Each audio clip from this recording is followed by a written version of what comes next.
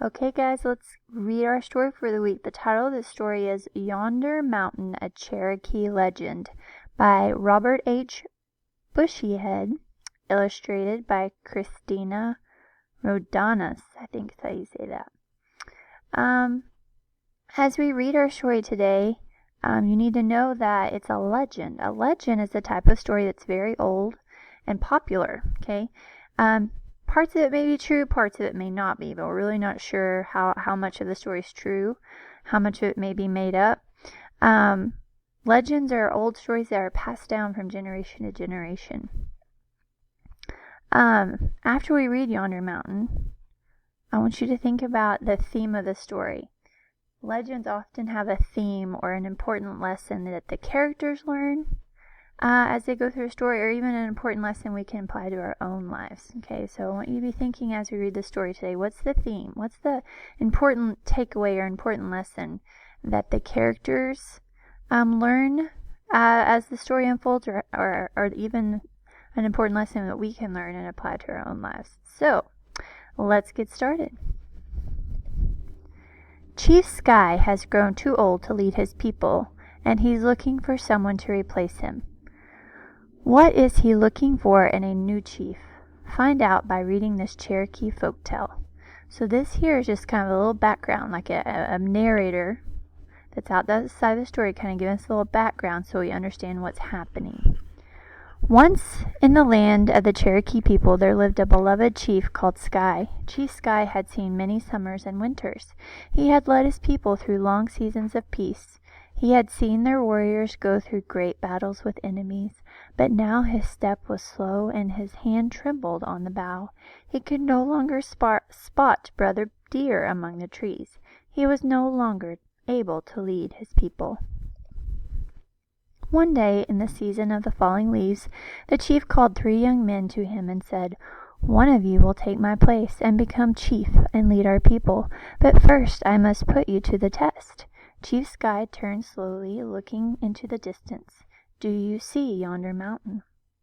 The 3 young men followed the gaze of their chief and saw a great mountain rising out of the mist in the distance. "Yes," they answered, "we see the mountain." Chief Sky pointed toward the highest peak. "I want you to go to the mountain top. Bring back to me what you find there." The first young man, called Black Bear, quickly started up the side of the mountain. After the sun reached the middle of the day, Black Bear came to a wide place in the trail where he stopped to rest. He leaned his head back upon a rock, and his eyes grew heavy.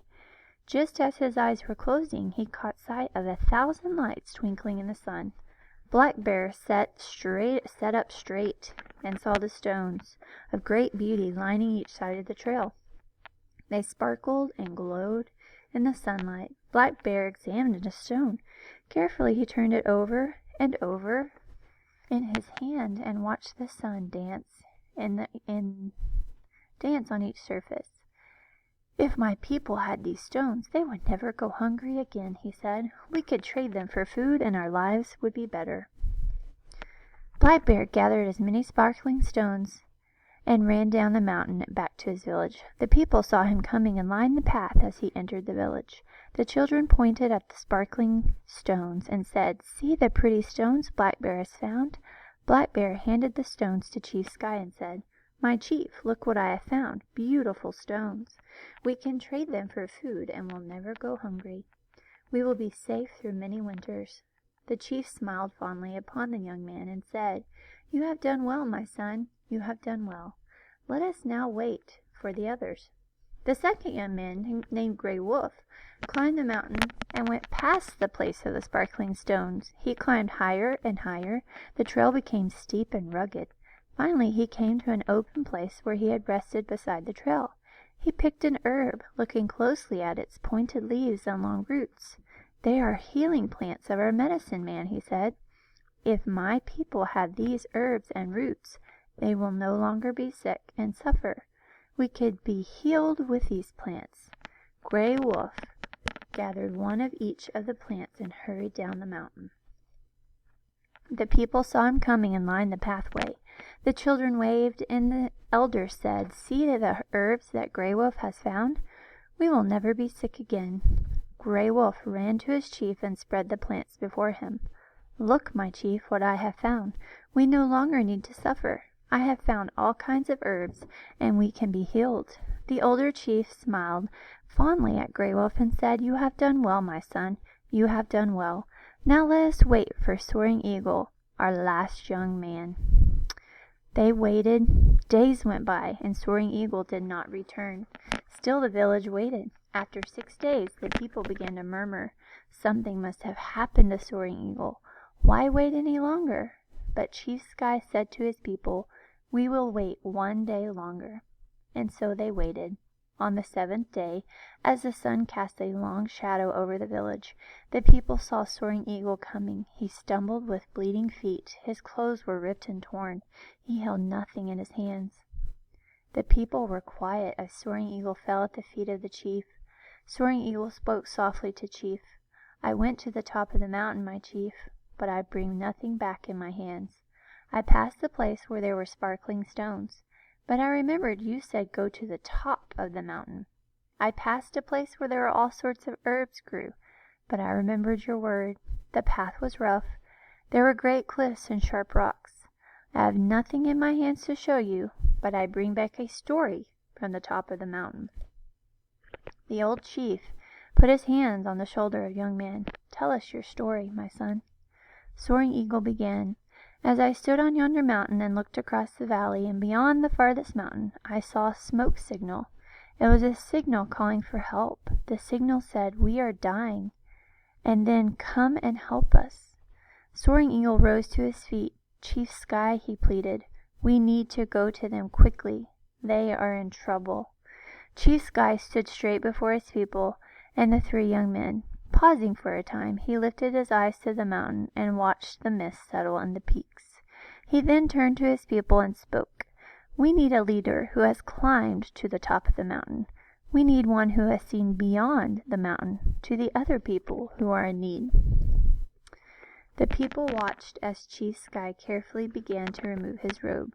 He turned to face Soaring Eagle. 'You, my son, shall wear the chief's robe,' the beloved old leader declared. Chief Sky placed the robe over the torn clothing of the chosen young man. 'You shall be our next chief,' said Soaring Eagle.